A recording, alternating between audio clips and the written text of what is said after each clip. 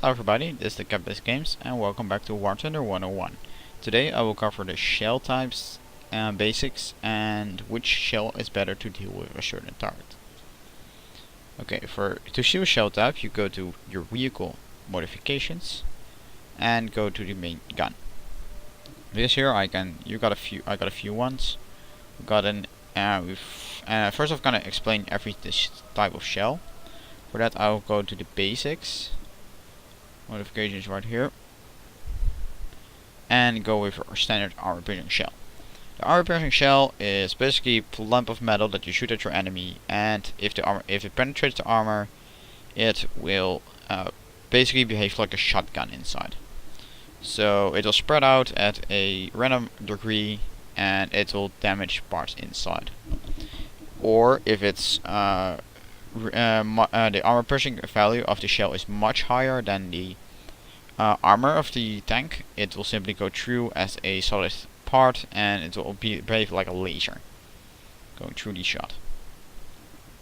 Next up is the APC shell. The APC shell works the same. It means armor piercing, and this one is armor piercing capped.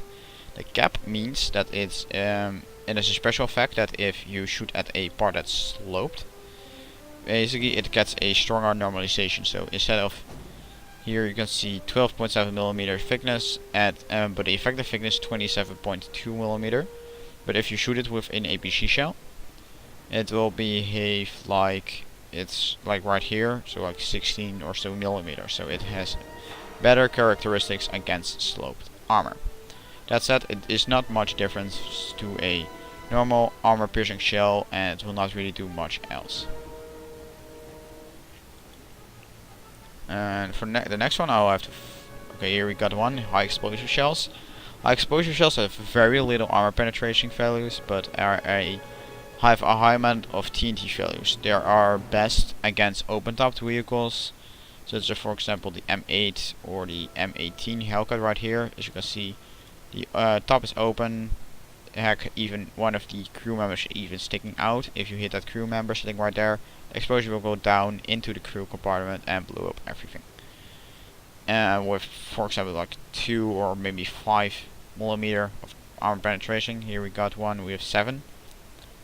You're really not gonna be able to penetrate much. Next up we gotta find another one. Just give you a moment. Capped. Oh wait, here we got one. New one, APCR shell, armor piercing composite rigid, stands it for. Those are similar to the normal armor piercing shell, but they are they're strengthened, so they always behave like a laser, but in return have a much higher penetration value. These shells are best for very tough targets. For example, my Porsche Tiger.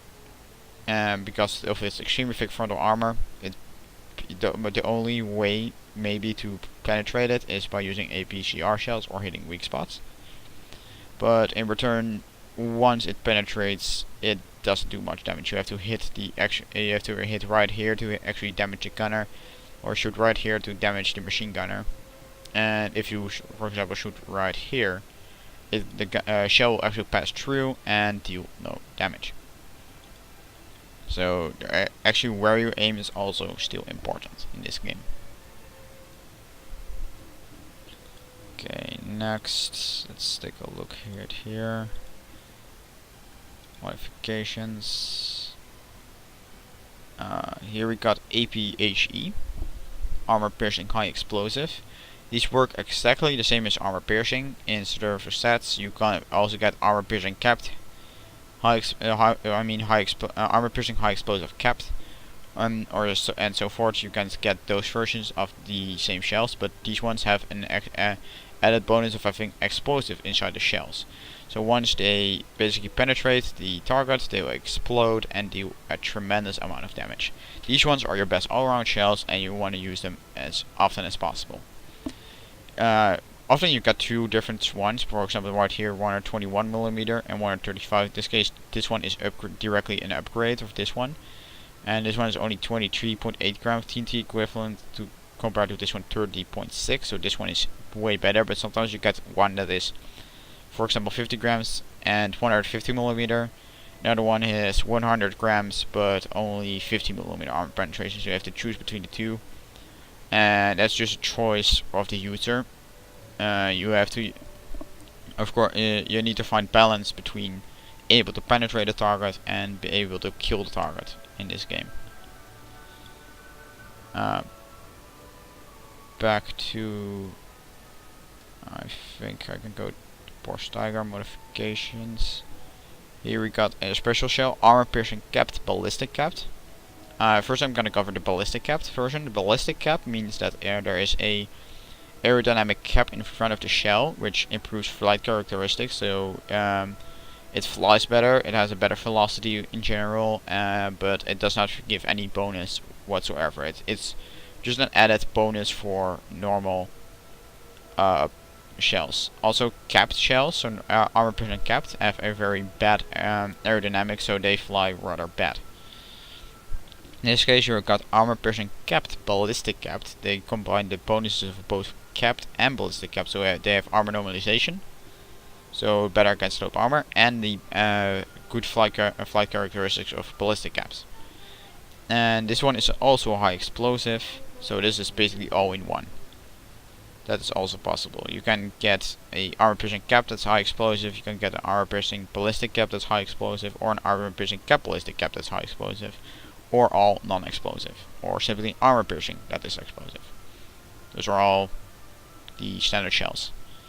Next up is heat shell. Heat shell is a less conventional shell. It has very good armor penetration value, but it cannot deal with spaced armor. So basically, if you've got two plates of metal, I'm gonna give this use this example. You've got a plate right here and a plate right here. It will penetrate the first one, and then it will do its damage, and it will not penetrate the second one. So having two plates means that the heat shell has very little effect, but in return it has a very high penetration value, and it's also based like a shotgun, similar to normal AP shells, but it's rather bit more powerful. And lastly, at very high tiers, we got ourselves the Hesh shells. Hesh shells in this game, they behave similar to heat shells, but in basically in comparison, they have less armor piercing values and better damage values than the heat shells. And you also got, for example, heat fin stabilized right here. Heat fin stabilized is just another version of heat, and there the fin stabilized, it makes it more accurate, but it still works like the standard shell. Also, we got the ones for just for the Russians. We got our give you a moment. There we are. Here we got shrapnel shells. Shrapnel shells are very similar to high explosive shells, but they fire, instead of just a raw explosion, they fire much more shrapnel, so they're much more lethal, but they work the same as HE shells. And that's pretty much it for those shells. And we got one last shell. I think I can find it right here. Okay, here's, oh, I forgot one. We got our smoke shells. Smoke shells are actually not for killing targets. They are for releasing smoke around around you or around an ally. So they get covered in smoke, so they cannot see or cannot be seen, and move with stealth. So they are more protected. So that's more of a support thing than anything else. And here we got our last shell, the APDS, or Armor Piercing Discard with Sabot. These ones can also be fin stabilized, but that's another matter. But these things, they work exactly the same like APCR shells, as that are like a laser with extremely high armor piercing values, which are simply the better versions of the normal AP shells. And finally, we for support measures, we got smoke grenades, which works the same as the shells, but you basically launch them around you and they drop automatically. We got our ATGMs. I'm gonna for a moment test drive this tank so to show you.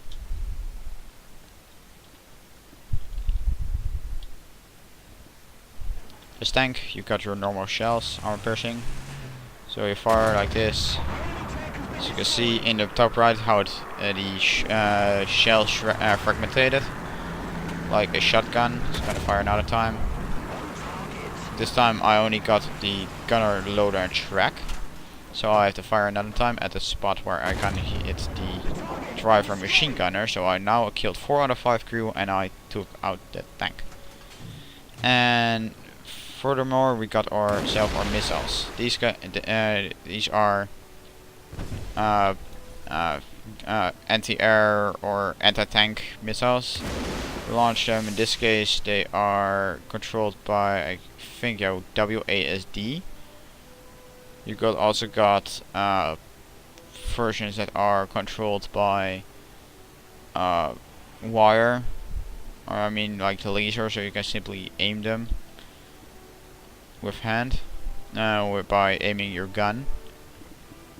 But these missiles are really lethal and they can give you a really nice bonus too.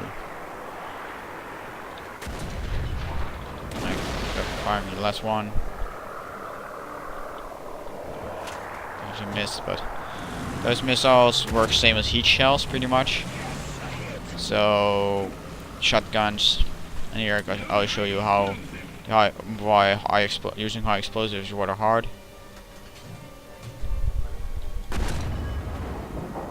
It will not penetrate. For that you need to use armor piercing or armor piercing high explosive. Also, you might see me aiming above the target. You can see the cross section right here. You can see to the left and the right you got 8, 16, 24, 32. And downwards you got 4, 8, 12 up all the way to 28. That means the left right is not really important, but up down really is. That are distance measures. 400, 800, 1200, so forth meters. That means if a target right here, I'm gonna use a rangefinder, measuring the range.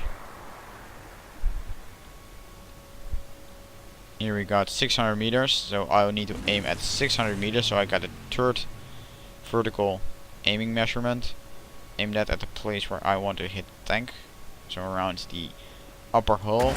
I will fire and I will hit the upper hull. That's how the aiming system works in this game. You need to get a feel for it, so in my case I already know quite a lot effectively how to aim with these tanks, so that's a bonus for me.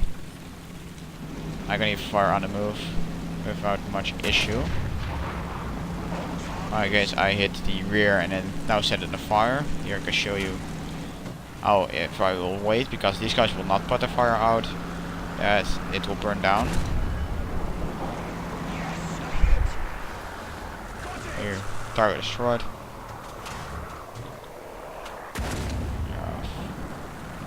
Missed actually that shot, but I'm gonna roll up to that Yak Tiger and I'm gonna fire my gun at point blank into one of its ammo storages.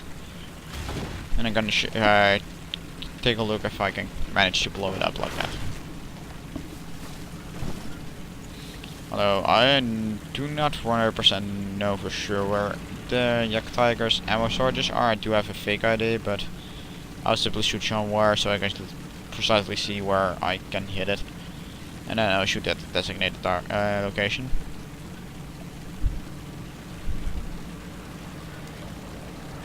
Also got airplanes. You can shoot them down, but in that case it's a little bit different. I will do a video about airplanes later, but my forte is tanks, so I'll start with tanks. Here. Go a little bit closer.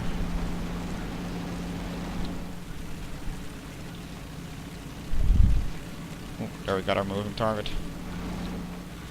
It's far away. On a move or not.